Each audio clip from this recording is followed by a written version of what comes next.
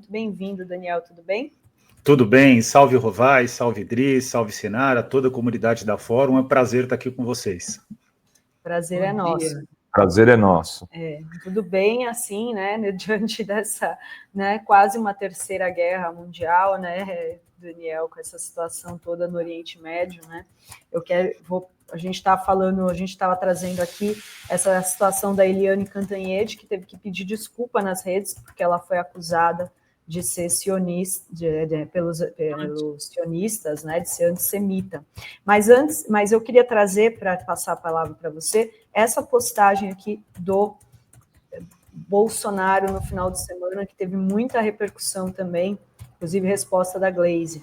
Ele postou uma foto dele com o Trump e dele com o Netanyahu, colocando Jair Bolsonaro, dei-me 50% da Câmara e 50% do Senado, que eu mudo o destino do Brasil.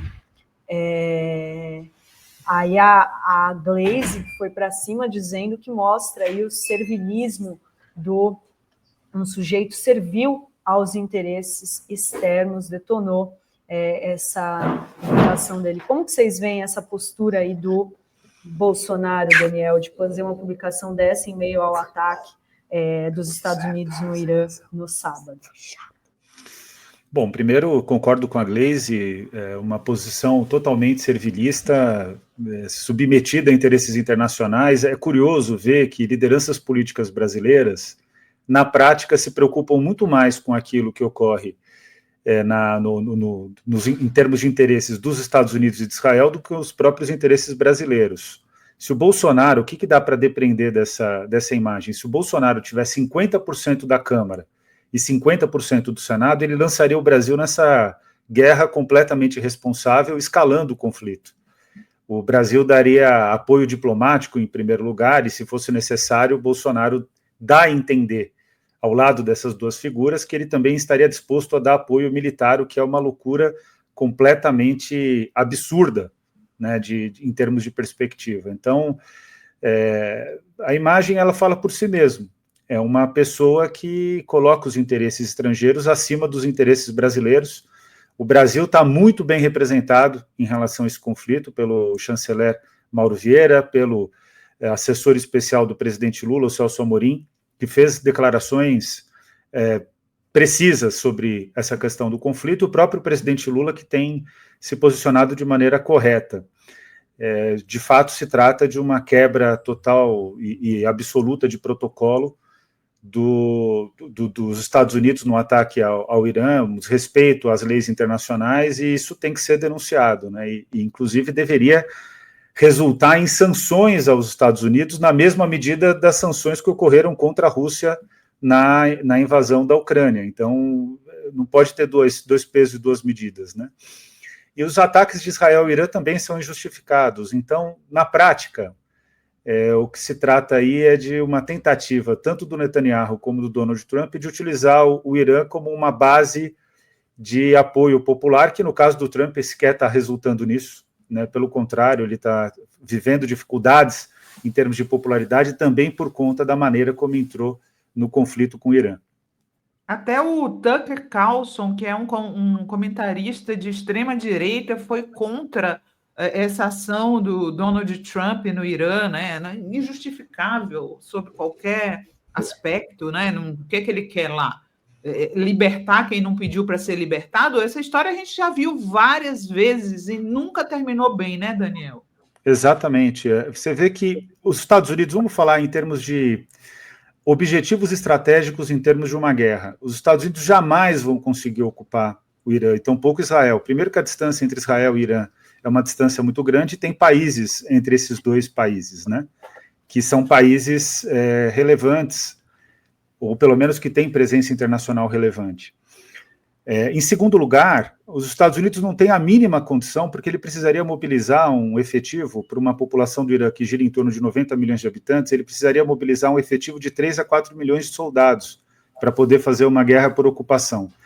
Ele não tem condição disso. Então, na prática, o Trump está fazendo uma estratégia covarde de tentar debilitar o Irã da forma mais perversa possível, sem uma justificativa concreta, considerando as regras internacionais, e a partir daí demonstrar uma força militar para o mundo, voltar a ter protagonismo militar. Isso tende a dar errado e tende a ter um efeito completamente perverso. Se o estreito for fechado pelo Irã nos próximos dias, e se ficar 3 dias o estreito fechado, em termos de inflação global e de impacto nos preços, vai ser algo extremamente dramático. Então, o Donald Trump, ele brinca com o que não pode brincar. Aliás, ninguém deveria brincar com vida humana. Mas essa a qualidade do Donald Trump, essa é a qualidade do Netanyahu, e é importante dizer que essa também é a qualidade do Jair Messias Bolsonaro. Ele de fato tem uma imagem reveladora. Ele é equivalente ao Trump e ao Netanyahu, e o Brasil tem que rejeitar essas 3 figuras. Esse é o ponto que eu considero mais relevante. Verdade. Rovai. Não, concordo com o Daniel. Eu queria perguntar para o Daniel o seguinte, é a pergunta de milhões aí. Como ficaria o Brasil se, porventura, essa guerra escalasse para uma terceira guerra mundial?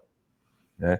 Se, de repente, eu vou perguntar a mesma coisa aqui para o nosso amigo Hugo Albuquerque, que daqui a pouco chega aqui, porque tem muita gente achando que assim, naturalmente vai ficar com os BRICS, nada é natural nisso. Não acho que seja. Também, porque eu estava falando, não, mas o Brasil vai se aliar com a China. Não será nada fácil para o Brasil. A gente está com os Estados Unidos, né? Tem uma placa tectônica se movimentando no meio militar brasileiro, uma placa tectônica que está se movimentando. Eu diria até que ela está se partindo. O Brasil, em termos do treinamento militar, do engajamento militar, desde a Segunda Guerra em especial, ele se submete à liderança dos Estados Unidos global. Então, o Brasil, os militares brasileiros, eles têm treinamento nos Estados Unidos, utilizam material pautado nas referências dos Estados Unidos, tem uma fabricação própria, o Brasil é mais autônomo do que outros países em relação à questão militar, mas a doutrina militar brasileira, ela trabalha muito na perspectiva de que os Estados Unidos é, de fato, o aliado mais estratégico e é quem deve conduzir os processos militares estratégicos, né? O que é uma visão que eu considero muito ruim. Porém, isso está começando a mudar. Existe uma placa tectônica que está sendo movimentada. Era algo que era sensível já na época do regime militar, que tinha os setores que eram contrários a essa predominância dos Estados Unidos. Relativamente, o Brasil manteve uma posição de independência em casos muito específicos, né? E isso é importante frisar, mas a verdade é que a cada dia que passa, o meio militar brasileiro começa a compreender que existe um mundo multipolar que está surgindo, e esse mundo multipolar significa que o Brasil tem que ter uma posição mais autônoma, né, em relação aos Estados Unidos, e muitas vezes em posição contrária à posição estadunidense. Porém, e esse é o ponto que o Rovai traz com precisão, não dá para prever, eu acho ainda muito improvável que ocorra uma terceira guerra mundial. Eu acho isso ainda... considero aí um risco de 5%, 10% no máximo. Para se ter uma ideia, a minha visão é essa, acho que a gente está distante desse cenário. Mas eclodindo uma guerra mundial, que provavelmente eclodiria em 2026, não seria agora, vai ter todo um cenário internacional que vai pautar também as eleições nacionais aqui no Brasil. Então é impossível prever qual é o posicionamento que o Brasil vai tomar. Hoje, qual é o posicionamento correto, exemplar que o Brasil tem tomado? O caminho diplomático com palavras fortes. O Brasil não tem abdicado de dizer palavras fortes, doa quem doer, defendendo sua posição. Quando o Celso Amorim diz que ele está preocupado porque ele nunca viu algo como os Estados Unidos fez contra o Irã, e que de fato há risco de uma terceira guerra mundial, ele está pautado na mudança que teve de tom, ainda muito tênue, da diplomacia russa e da diplomacia chinesa em relação a esse conflito. A Rússia escalou, de uma escala de 0 a 10, para 10 significa a Rússia de fato ingressar no conflito, a Rússia escalou do 0 para o 1. Muito pouco ainda, mas ela já está dando sinal de que ela não quer, de forma alguma, que os Estados Unidos considere que qualquer território do mundo pode ser bombardeado caso isso fira os interesses dos Estados Unidos. Esse é o recado que precisa ser dado, e precisa ser claro esse recado. Porque, de fato, os Estados Unidos hoje acham, pelas frases do Donald Trump, tanto nas redes sociais como também o pronunciamento que ele fez, os Estados Unidos acham que podem ocupar qualquer lugar do mundo, ou pelo menos bombardear qualquer lugar do mundo conforme seus interesses. Ocupar, eu tenho certeza que eles sabem que não conseguem. Eles não têm competência de exército para isso. Mas bombardear, ou seja, utilizar a Marinha e a Força Aérea dos Estados Unidos para atacar posições estratégicas de outros países, esse é o risco que se tornou agora deflagrado com essa ação completamente arbitrária e criminosa contra o Irã. Agora, os que sempre foram aliados dos Estados Unidos nessas empreitadas, né, como a Arábia Saudita, estão se colocando contra a ação do Trump no Irã, né? Isso é capaz de ter algum peso, vocês não acham? Então, esse é o ponto que eu considero principal, Sinara. Eu estava esperando uma timidez maior da comunidade árabe. A comunidade árabe também, numa escala de 0 a 10, ela está no patamar 3, ela está acima do patamar da Rússia, por exemplo, aí no sentido de apoio integral ao Irã. Mas ela já está à frente da Rússia e a comunidade árabe tem se posicionado em favor do Irã, que é uma outra etnia e que é uma outra religião. É importante frisar isso. A base islâmica iraniana é xiita, que é diferente da base sunita da maior parte dos países ali do Oriente Médio, da esmagadora maioria dos países do Oriente Médio. Então, nesse momento, é muito interessante o que você traz, porque isso é uma coisa que me surpreendeu a posição da Arábia Saudita. Eu esperava uma posição mais comedida da Arábia Saudita. Não foi forte, mas já não foi comedida. Então, me parece que, na prática, hoje, o mundo todo sabe que não dá para confiar no Donald Trump. Eu acho que esse é o ponto fundamental. E o mundo todo está de sobreaviso, porque qualquer desagrado ao Trump pode significar um bombardeio com um B-2, que é um avião extremamente estratégico, dificílimo de ser enfrentado, e que só a China hoje, em termos de aeronáutica, tem condição de criar uma disputa com o B-2, né? A Rússia mesmo teria dificuldades pelo incremento tecnológico que o B-2 significou. Há quem diga que não é bem assim. Os analistas militares, também é interessante ver isso. A pior coisa que tem é ler analista militar. É pior do que comentarista de futebol. Você não chega a conclusão nenhuma quando você lê os analistas militares. Mas a maior parte diz que o B-2, de fato, é uma arma muito poderosa e que coloca em risco a soberania de qualquer país diante de um teatro de ataque, né? Então, isso é importante ficar frisado e bem compreendido também por todos nós, né? Tem uma pergunta aqui no superchat do Caco. Tem como deter os Estados Unidos, Israel e União Europeia sem uso da força militar, assim como foi necessário para deter o eixo na Segunda Guerra? Olha, isso é interessantíssimo, porque esses dois países e o bloco europeu ficaria muito ofendido com o nosso internauta que diz que compara eles ao eixo, compara eles ao nazismo. E eu acho que a comparação está mais correta. Eles têm, de fato, uma atitude equivalente a que Adolf Hitler teve. É muito emblemática a postura tanto do Donald Trump como de Israel. Eu não posso cravar a União Europeia nesse momento, porque a União Europeia está dividida. Há aqueles que querem apoiar os Estados Unidos e aqueles que são totalmente contrários à posição dos Estados Unidos. Até porque o Donald Trump já se movimentou no sentido de atacar a soberania europeia. Basta ver a questão da Dinamarca com a Groenlândia. Então, ninguém confia. Então, tirando a União Europeia, que está dividida, vamos considerar aqui, para a nossa conversa, Estados Unidos e Israel. É complexo dizer que a derrocada de um império, ou a derrocada, eu já não acho que os Estados Unidos seja mais um império, mas de uma hegemonia flagrante, ela se dá só pelos meios militares, porém ela não pode prescindir de meios militares, esse é o ponto. É preciso ter derrotas militares para que, de fato, você tenha a conclusão do processo de derrocada de um país hegemônico.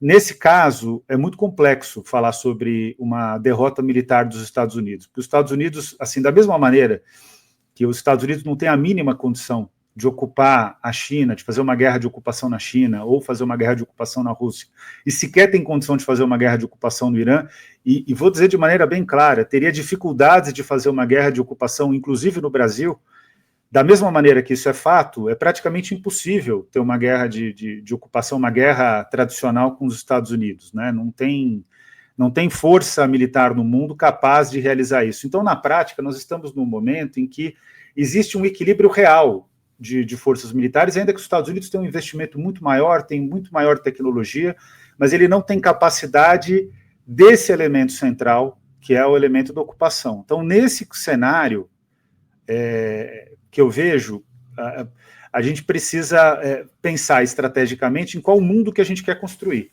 E aí, com base nesse mundo que a gente quer construir, buscando porque é possível fazer um enfraquecimento de uma hegemonia por meios não militares. Não vai ser a derrocada, mas há um enfraquecimento. É possível que a gente consiga criar alternativas no mundo que ultrapassem as necessárias, nesse momento, relações comerciais e econômicas com os Estados Unidos. Então, eu sempre acho que tudo é possível, só que não é um trabalho de uma geração, Dri, é um trabalho de muitas gerações. Eu não vejo isso como algo plausível para os próximos 30 anos, por exemplo. Eu acho que a gente ainda convive muito com esse terror, né, estadunidense. Agora, o mundo de hoje é um mundo sem previsibilidade, então tudo que a gente está conversando aqui é uma tentativa de previsão.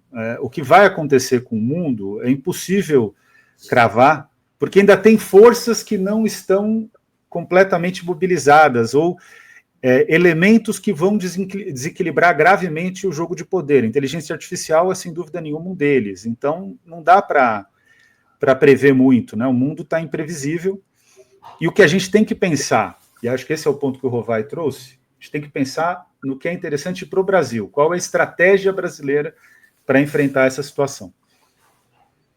Não sei se alguém tem mais alguma pergunta sobre... Eu queria trazer outro assunto aqui para a nossa live. Vamos mudar então, porque depois eu vou voltar ao Hugo, né? Eu queria trazer...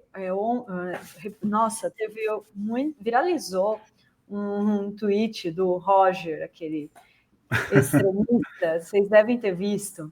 Ele pegou essa notícia aqui, USP sai de lista das 100 melhores universidades do mundo. Aí ele colocou, mais uma conquista desse governo. Tipo, Tarcísio, né? Lula. Aí todo mundo, um monte de gente, sim, do governo Tarcísio, né?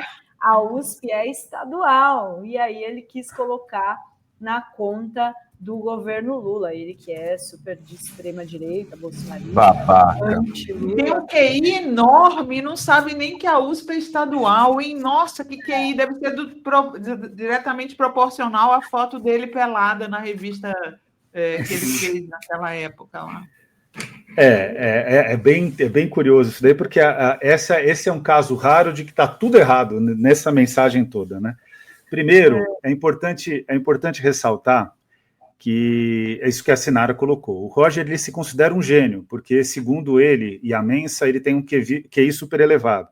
Isso comprova que QI não é tudo, porque ele se quer saber que a USP é estadual e não é federal, significa, de fato, um grau de ignorância inimaginável, né? Então, isso precisa ficar frisado.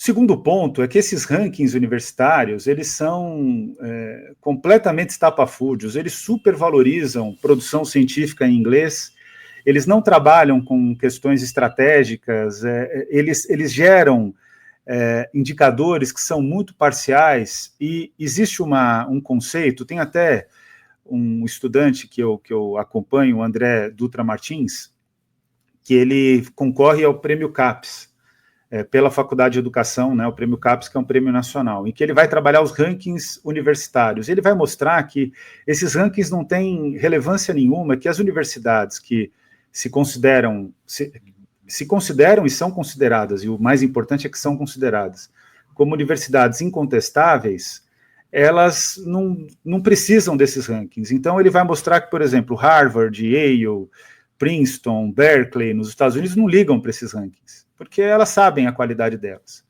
E no caso brasileiro e latino-americano, a USP está nessa condição. A USP é uma universidade que a gente chama de wannabe internacional, ou seja, ela quer ser uma universidade de referência internacional, como é, por exemplo, Harvard, como é Yale, Oxford, Cambridge, e está muito distante disso, porque precisaria de muito mais recursos. Aí, nesse caso, aí a crítica do Saldanha, se não me engano, a conta chama Saldanha, né? Ela está correta, porque, de fato, a USP não tem recebido mais os recursos necessários, pelo contrário, a previsão é de corte de recursos, né? A USP não tem recebido os recursos necessários para poder alcançar essas universidades de topo global. Agora, vou relembrar que esses rankings são muito problemáticos, porque eles são rankings feitos sobre regras que favorecem as universidades dos Estados Unidos e do Reino Unido. Então, é muito difícil competir. Agora, o que é curiosíssimo é quem está furando esse bloqueio. Quem furava no passado, antes dos rankings, né, mas em termos de reconhecimento global, por exemplo, o número de laureados com prêmios internacionais, como o Nobel, etc., quem furava essa fila eram as universidades do bloco soviético. Então, a Universidade de Moscou, por exemplo, é uma universidade relativamente recente e que se torna um dínamo, né, na conquista de prêmios, relevância científica, etc. E quem está furando nesse momento o bloqueio são as universidades chinesas. Aí vem a pergunta, mas se a regra é a mesma, por que as chinesas vão bem e as brasileiras não vão bem? Porque a China tem como projeto para o próximo quinquênio ser o país com o maior número de cientistas no mundo e a líder global de produção científica. Então, a China é outro rolê. A China é um ponto incomparável em termos de produção científica, porque, de fato, é uma produção científica orientada à soberania chinesa, orientada ao plano estratégico do país. Isso está fazendo diferença, vai impactar esses rankings, e não se surpreendam que daqui a 20, 30 anos, mesmo esses rankings que jogam em favor das universidades dos Estados Unidos e do Reino Unido, caso não mudem os critérios, eles vão ser rankings que vão notabilizar universidades chinesas e de regiões que a China tem como regiões estratégicas parceiras, né? Então, o Vietnã, a China tem trabalhado de forma muito próxima na produção científica e outros países ali da região. Então, não tem muito segredo. O ranking é ruim, o Tarcísio é o terror. É basicamente isso. É isso que eu ia falar, né? Mas também não se pode tirar a responsabilidade do Tarcísio, que queria acabar até com a pesquisa, né? Até com os pesquisadores, né? Não dá para tirar a responsabilidade do Tarcísio, mesmo que o ranking seja falho. Exato. O problema maior que eu vejo é que as universidades paulistas, elas, a partir do governo Quércia, foi uma conquista obtida no governo Quércia. É importante dizer isso porque, mesmo o Quércia não sendo um político favorável à educação, à ciência e tecnologia, naquele momento ele percebeu que era necessário aderir a uma tese da comunidade científica de destinar uma parte do ICMS, que é o Imposto sobre Circulação de Mercadorias, destinar uma parte do ICMS do Estado de São Paulo, que é o maior ICMS do Brasil, para as universidades paulistas e para a FAPESP. Com isso, criou as 3 principais universidades do Brasil. A Unesp não conseguia entrar nesse patamar e já entrou nesse patamar nos últimos anos, até por conta da crise que viveu o UFRJ e outras universidades a partir do governo Temer. Então, a Unesp entra nesse grupo e, para além das 3 universidades paulistas, nós temos ainda Centro Paula Souza, que são as faculdades de tecnologia e as escolas técnicas estaduais, onde eu estudei, meu filho estuda hoje. E nós temos também no estado de São Paulo a FAPESP, que é a maior agência de financiamento de pesquisa do Brasil, da América Latina, uma das maiores do mundo. Isso tudo está acabando, Sinara, porque com a reforma tributária, que é correta, o ICMS deixa de existir. E até o momento não teve nenhuma atitude do governador Tarcísio de conversar com as universidades para poder fazer a substituição da porcentagem do ICMS por outros tributos que vão surgir a partir da reforma tributária. Então, qual que é o cenário que está posto? O cenário que está posto é que as 3 joias da coroa paulista, que é assim que são chamadas as universidades paulistas, elas vão praticamente sofrer um abalo terrível em termos de financiamento, tirando toda a autonomia das universidades. Se precavendo em relação a isso, e a custo da desvalorização dos docentes e pesquisadores, as universidades paulistas estão fazendo fundos de reserva para viver esse momento. Então, é algo que existe no horizonte e que é bastante dramático. e que deve preocupar não só a comunidade universitária, as 3 comunidades universitárias, mas tem que preocupar também e demasiadamente o Brasil, pela importância que essas 3 universidades têm. Então, Tarcísio hoje é, de fato, uma pessoa que tem atuado contra a ciência, tecnologia e educação no estado de São Paulo. Nossa, gravíssimo isso, hein? Bem grave. E mostra, né? Assim como Bolsonaro, Tarcísio também não valoriza, né, o conhecimento, a ciência, as universidades, né, a cultura. Tem gente que fala, não, mas o Tarcísio é mais moderado, o Tarcísio não é aquele bolsonarista raiz. Tá aí, né? Mais um exemplo.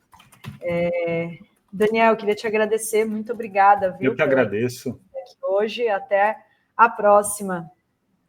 Eu que agradecer você, o Rovai, a Sinara, sempre é muito gostoso conversar aqui contigo, com os nossos 2 companheiros e também com a comunidade aqui da Fórum. Prazer enorme, obrigado e parabéns pelo trabalho que vocês estão fazendo. Muito obrigado, grande abraço, Daniel. Tchau, tchau. Tchau, tchau.